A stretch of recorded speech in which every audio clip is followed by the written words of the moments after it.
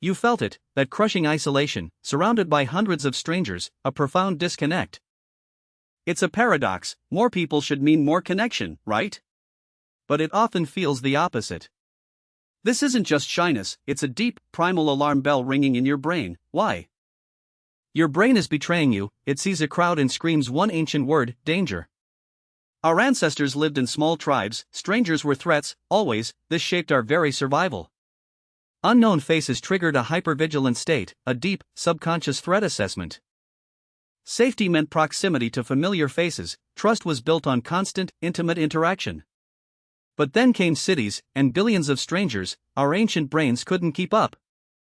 This is the story of a neurological mismatch, where modern crowds trigger ancient survival instincts, making you feel profoundly alone. Your amygdala, the brain's fear center, goes into overdrive, it's constantly scanning for threats. Cortisol, the stress hormone, floods your system, you're physically preparing for danger. This isn't a metaphor, your body genuinely perceives the crowd as a psychological threat, even if consciously you don't. Remember that crushing isolation? It's your brain's ancient wiring fundamentally breaking the biological tether required for genuine human connection. But the real twist is how this ancient system actively sabotages your attempts at connection in those crowded rooms. Your brain, overwhelmed, defaults to a protective filter, it actively ignores potential friendly faces. Evolutionary anthropologists suggest our brains are optimized for groups of around 150 people, Dunbar's number.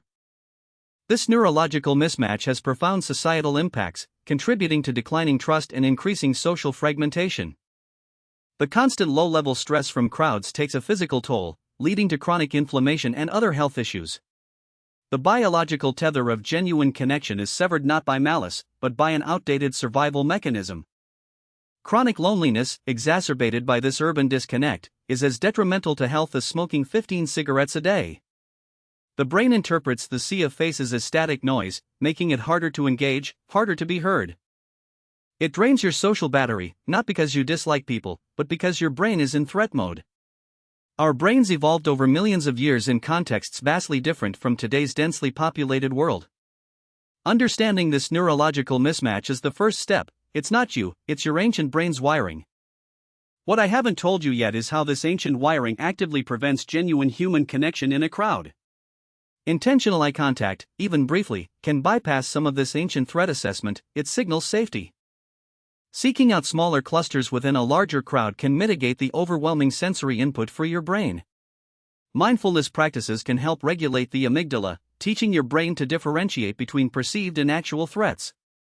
Deliberately seeking shared purpose or common ground with strangers can create a momentary tribe.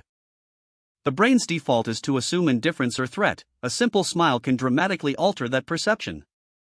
Learning to send and receive safe signals can slowly, subtly, begin to rewire your brain's responses.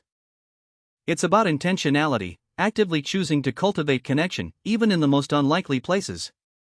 This isn't about overcoming anxiety completely, but understanding its ancient roots allows you to navigate it. Your brain isn't broken, it's simply running on very old software. You can update it.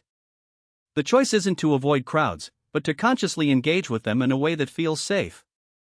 Reclaiming genuine connection requires acknowledging this primal disconnect. It's an act of self-awareness. It's a journey back to our fundamental need for belonging, navigating the modern world with ancient wisdom. The power to bridge that gap between physical density and emotional isolation lies within your understanding. So, next time you feel alone in a crowd, remember, it's not you, it's just your brain, needing a little update. The biggest crowd is often just a collection of individuals feeling the exact same ancient alarm. A single intentional gesture can sometimes break through that invisible barrier for both of you. You are not alone in feeling alone. That understanding is your first step towards deeper connection. This psychological insight isn't just theory, it's a toolkit for navigating our modern, crowded world. It empowers you to actively seek and build the genuine connections your ancient brain truly craves. Because ultimately, understanding our primal wiring is how we relearn to truly be human together. This knowledge is a gift, transforming overwhelming crowds into opportunities for mindful engagement. You hold the power to reinterpret the signals, to find warmth where your brain once saw only threat. It's about shifting from a survival instinct to a thriving one, even within the busiest spaces. This deep dive into evolutionary psychology offers not just answers, but practical paths forward. Each conscious effort to connect is a small victory against millions of years of primal conditioning. Our brains are remarkably adaptable. We can, over time, reprogram these ancient responses. The more you practice, the more your brain learns that modern crowds aren't always hostile territory. This understanding is your lantern, guiding you through the perceived darkness of crowded rooms. It's about taking back control of your psychological landscape, one mindful interaction at a time. You can transform that feeling of isolation into a sense of calm, curious engagement. So, go ahead, step into that crowd, but this time, step with knowledge and intention.